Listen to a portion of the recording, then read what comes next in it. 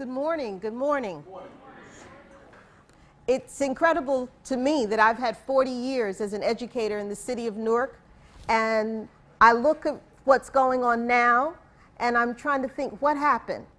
We're still fighting, but we're fighting because we have to save our children, and education is common ground.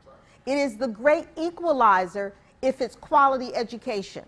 And so as you participate in the survey, as you participate in the town meetings, as you go out and talk to people in the city about our plan, please bring voice to saving our children, and from the perspective that if we don't take care of the education of the children who become the adults in the city, we don't take care of the city.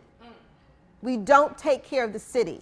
And we need to take that very, very seriously, that from pre-K 3 and 4 right through grade 12, we have to take care of that process for those people, because one day they'll be sitting where you're sitting and standing where I'm standing.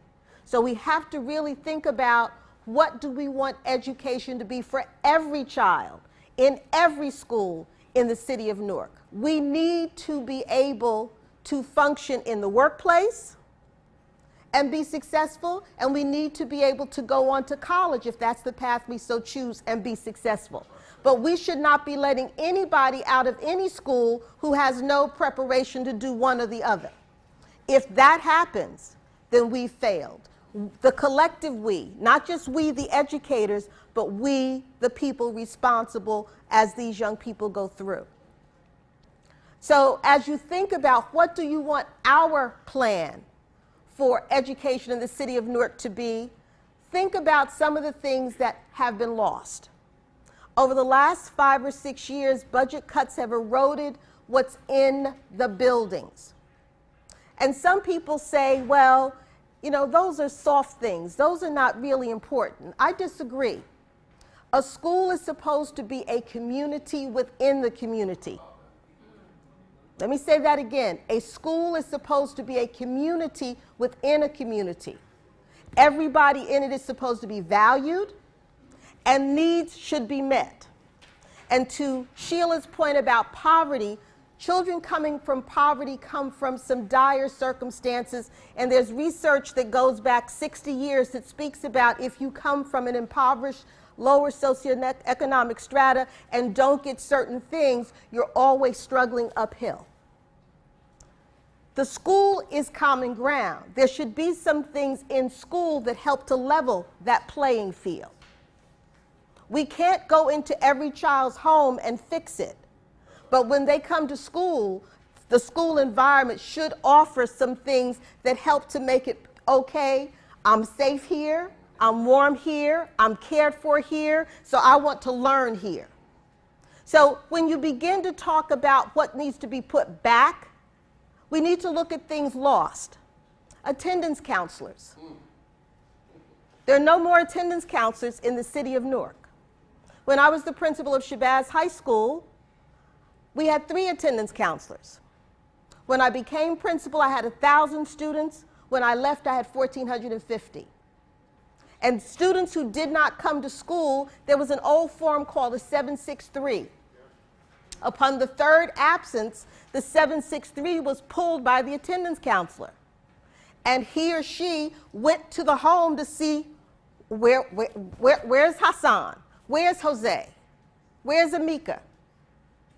And if they asked and could not get the parents to come in, as the 763 was filed with the courts, parents were taken to court because their children are underage. They needed to be in school.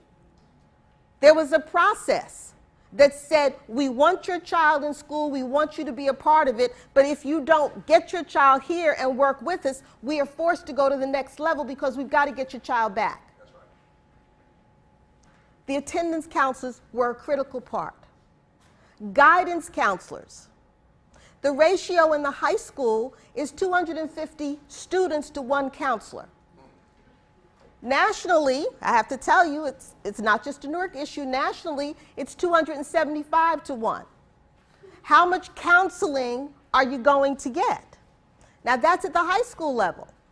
As budgets have been cut, some elementary schools have no counselor.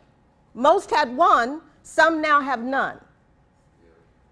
Where is that support for that character development, for that small group planning, for that college readiness? You don't wait until a student gets into high school in the 11th grade to start talking about college. You start talking about college when they're in kindergarten, because you want them to begin to think of themselves as the doctors, as the lawyers, as the teachers. The guidance counselor was a part of that process. Social workers. I'm not talking about the social worker on the child study team. I'm talking about a social service worker whose primary skill set is knowing how to help families in trouble navigate the system and get the services they need.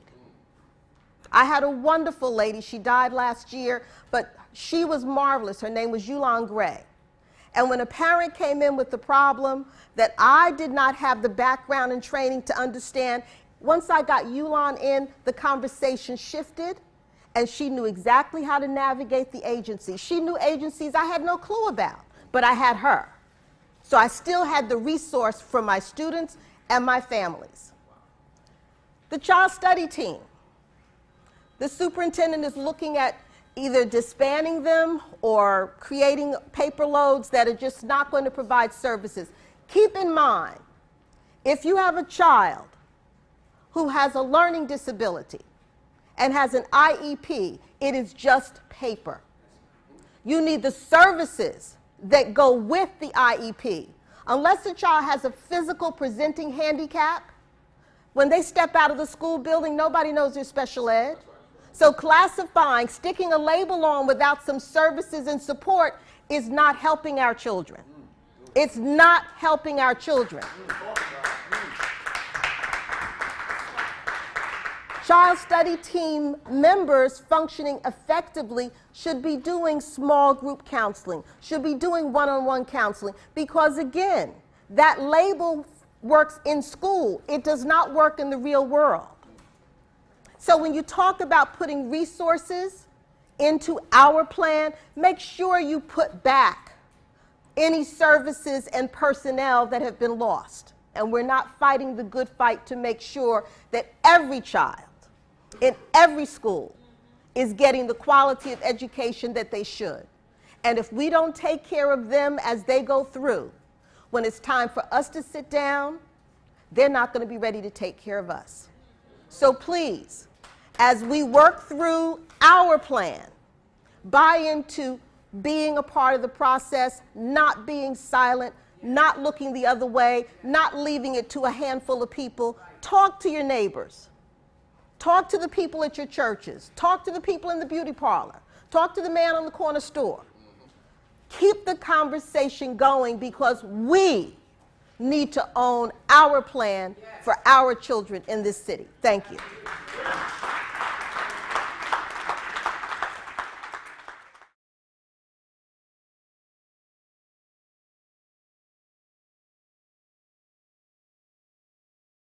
Good morning, everyone. Good morning. I started ALI. I was in 8th grade, and I've come a long way, and I'm still kicking, so that's okay. Some issues that I know I have that I believe Newark 1 doesn't touch really is about the college readiness part. I'm going to college in a year and a half from now, and I feel as though, well, I am prepared now due to the fact that I had people help me along the way.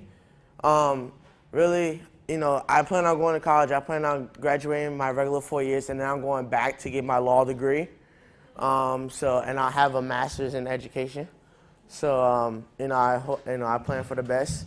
And really, I feel as though, the Newark Public Schools needs to touch bases on the college readiness part, because they want us to graduate in 4 years, but what curriculum do you have that will actually get me ready?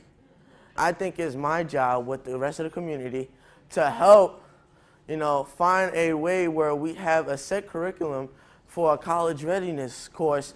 And it could start from the 8th grade, because really I started talking about college, I started talking about it late. I didn't really get the hands based on type of, feedback. I started talking about college, I was in the 6th grade. To me, that's kind of late For me, I start talking to them now while they're 6 months old.